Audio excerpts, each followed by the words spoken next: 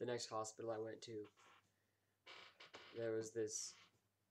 So I'm walking around trying to look like very like I'm very comfortable being isolated. Like I'm totally okay being like completely rejected. Like you can't tell me that I'm not good enough because I have already made the statement that I don't care and that I'm too removed and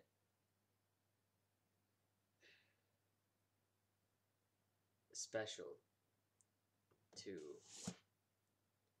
be concerned with what you think about me. So I was putzing around and shit, and then all of a sudden, like, we hear this screaming at like the place where the patients are brought in, and I um I asked, like, everyone starts going like, oh great, like that, like, oh boy, and I asked like, why is the screaming happening? And they said it's just Stephanie again. She comes in all the time, and she's not right in the head. She's mentally unstable. Those words. And I talked to more people about it, and they said that she um, comes in like yelling and screaming, and she's just making it all up because she wants attention.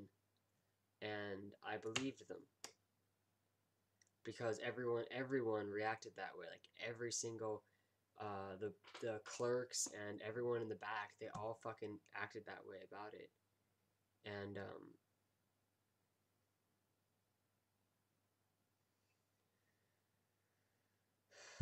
I couldn't imagine that they'd all just be wrong, so I adopted that same thing.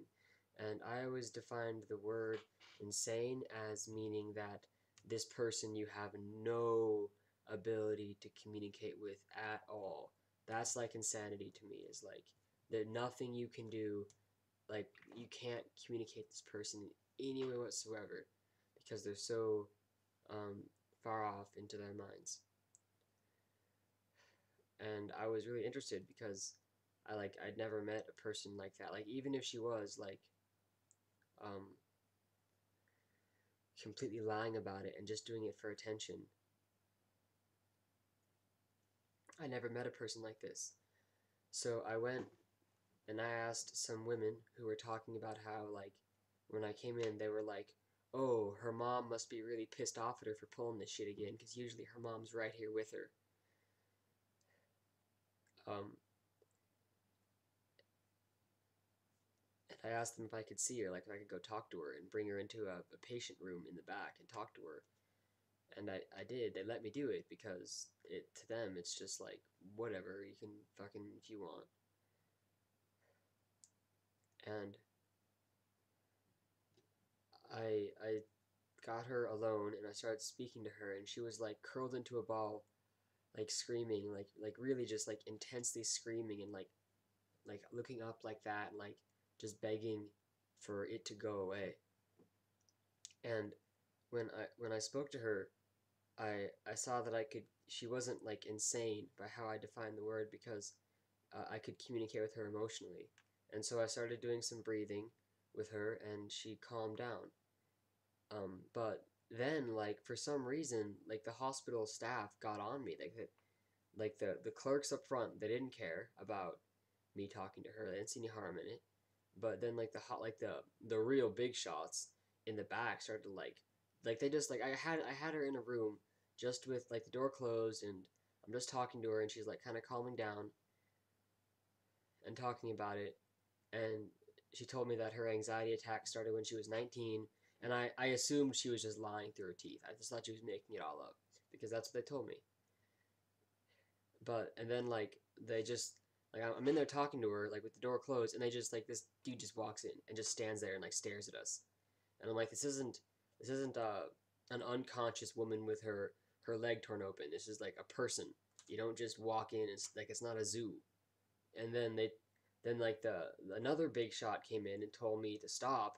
And I tried to explain like she just needs like it's actually like she's not. If we just had her in a quiet spot and you, because I'm gonna be here for another 4 hours, I can just we can see what's going on. And they said, oh, she comes here all the time, and I'm like,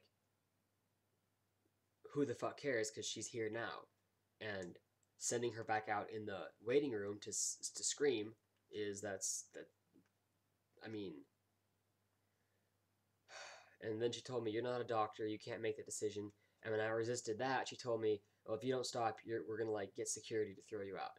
And so they sent her back into the waiting room.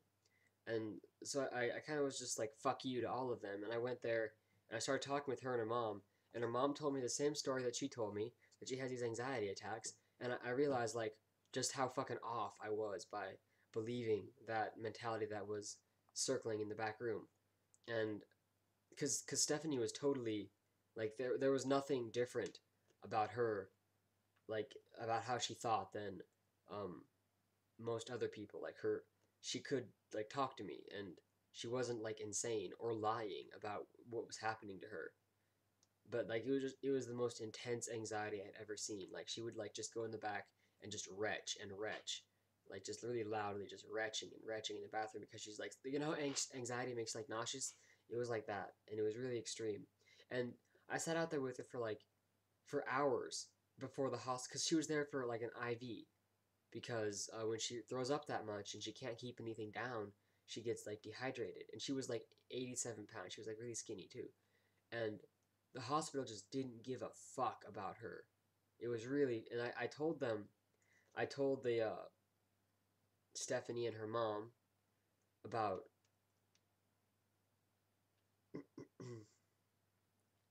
what was going on, and they were just like, they just kind of knew it. They were just like, yeah, you know, they don't understand, and Stephanie's mom really wants to help her too.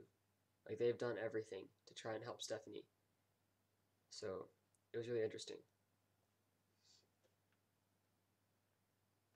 Like when I mean done everything, like this is a poor, you know, not like poor, but like this is a low income family for this area in this city. It's like one of the, um, mm,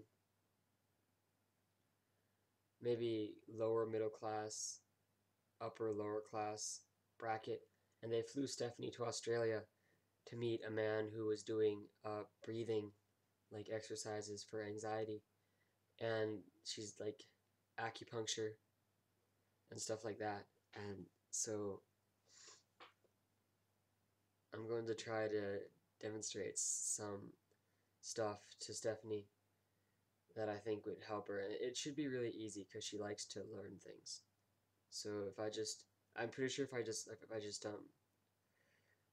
go and see her consistently and talk about what I've learned, then she'll like if I'm like a counterbalance because with her mom,